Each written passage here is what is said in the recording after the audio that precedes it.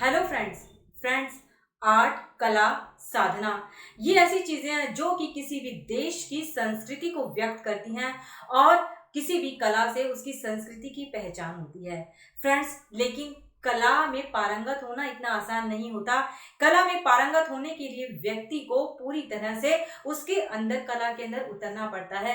मैं आपको एक कहानी के माध्यम से यह बताऊंगी कि किस तरह से गहन साधना के माध्यम से व्यक्ति आर्ट में प्रवीण हो सकता है। उससे पहले अगर आपने हमारे इस चैनल को अभी तक सब्सक्राइब नहीं किया है तो उसे सब्सक्राइब जरूर कर दीजिएगा, ताकि हमारे नए नए वीडियोस का नोटिफिकेशन सबसे पहले आपके पास पहुंच सके।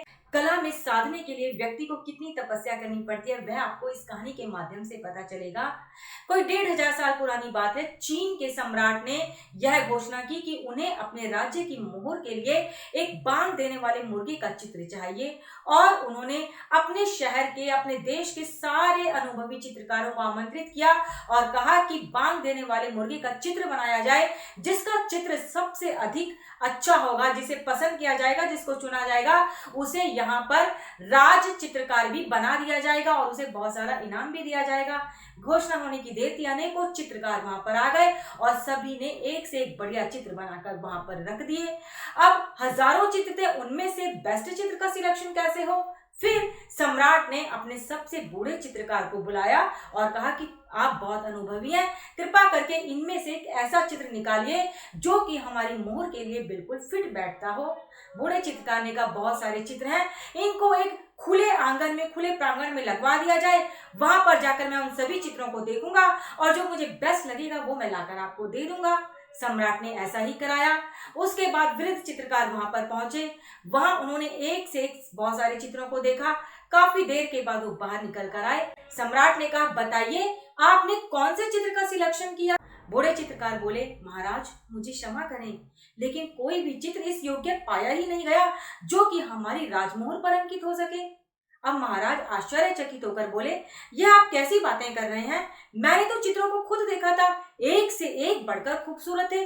फिर आपको चित्र क्यों नहीं पसंद आए? और आखिर आपने उनको किस कसौटी पर परखा, किस मापदंड पर चित्रों को आंका जो कि आपको कोई चित्र इस लायक ही नहीं लगा?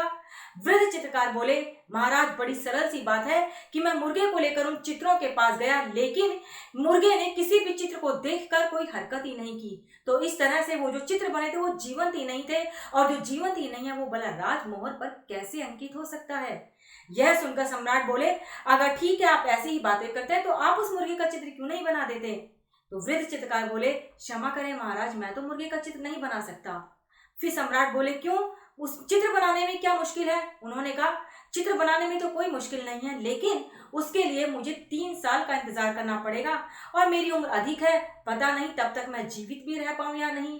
यह सुनकर सम्राट बोले कि देखिए, जीवन मरण तो ईश्वर के हाथ में है, लेकिन फिलहाल मैं वह चित्र बनाने की जिम्मेदारी आपको सौंपता हूं। आप बेशक 3 वर्ष का समय लीजिए, लेकिन अगर अब राजमोहर पर चित्र अंकित होगा तो वह आपके द्वारा बनाए गए मुर्गे का ही चित्र होगा। तो वृद्ध चित्रकार ने कहा, ठीक है महाराज, मुझे आप 3 वर्षों का समय दीजिए और जो भी सुविधाएं चाहिए वो सब आप भिजवा दीजिए। उसके बाद वृद्ध चित्रकार मुर्गों के बीच एक जंगल में चले गए। अब 6 महीने बाद महाराजा ने कहा कि जरा देखकर तो आओ कि वह वृद्ध चित्रकार कर क्या रहा है। दूत गए, उन्होंने पीछे से चित्रकार को देखा कि वह तो मुर्गों के साथ बातें करने में लगे हुए हैं, मुर्गों के साथ खेल रहे हैं। वे वापस आए, उन्होंने महाराज को ये बात बताई। 1 साल बाद जाकर देखते हैं जो चित्रकार है वो मुर्गों की तरह ही हाव भाव करने लगा है, मुर्गों की तरह से चलने लगा है। यह बात भी उन्होंने जाकर सम्राट को बताई। इसी तरह से 3 वर्ष बीत गए। 3 वर्ष बीतने पर सम्राट ने कहा कि जरा जाकर देखकर तो आओ कि वृद्ध चित्रकार ने भला चित्र बनाया या नहीं।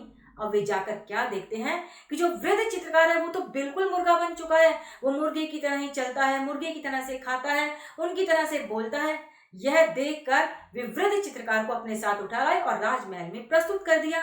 फिर सम्राट ने कहा कि बताइए, 3 साल पूरे हो गए, मुर्गे का चित्र कहाँ है? वृद्ध चित्रकार बोले, महाराज मुर्गे का चित्र मैं अभी बना देता हूँ, सामग्री मेरे सामने मंगवा दी जाए।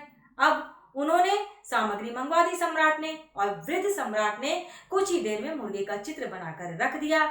और उसके बाद उस चित्र को 3-4 मुर्गों के सामने ले जाया गया तो 3-4 मुर्गे उस चित्र पर ऐसे झपटे मानो कि वो एक सजीव मुर्गा हो, और उससे बातें करने के लिए मचल उठे, उससे अपनी भाषा व्यक्त करने के लिए तड़प उठे। यह देखकर सम्राट भी आश्चर्यचकित हो गए। उन्होंने कहा वृद्ध चित्रकार से, आखिर तुमने इतनी सजीव चित्रकला कैसे सीखी और कैसे की? वृद्ध चित्रकार मुस्कुराते हुए बोले, महाराज, कला में प्रवीण होने के लिए उसमें गहराई तक उतरना पड़ता है। मुर्गे का चित्र बनाने के लिए मुझे मुर्गों के साथ आत्मसात होना जरूरी था। यह जानना जरूरी था कि आखिर उनके कार्यकलाप कैसे होते हैं, उनकी भाषा कैसी होती है, वो बोलते कैसे हैं, और इसीलिए मुझे लगातार उनके साथ रहना था। जब 3 वर्षों में मैं उनकी हर भाव भंगिमा को समझ गया, तभी मैं इस कला को इस चित्र पर उतार पाया हूँ। यह सुनकर सम्राट वाह वाह कर उठे और बोले कि वाकई आप मेरे देश के एक सच्चे चित्रकार, सच्चे कला के पारखी हैं। और उन्होंने उस वृद्ध चित्रकार को ढेर सारा इनाम दिया और फिर वही चित्र जो है वह चीन की राजमोहर पर अंकित हो गया। तो फ्रेंड्स, कला को साधने के लिए असीम अथक प्रयास करना पड़ता है। हम कई बार हार मान के बैठ जाते हैं कि अरे हम तो बहुत मेहनत कर रहे हैं। अब इस कहानी के माध्यम से आप सोचिएगा कि क्या हम सच में ऐसी ही मेहनत करते हैं अपनी कला को प्रवीण बनाने के लिए? मैं जल्दी ही मिलती हूँ आपसे किसी नए वीडियो के साथ। Thank you.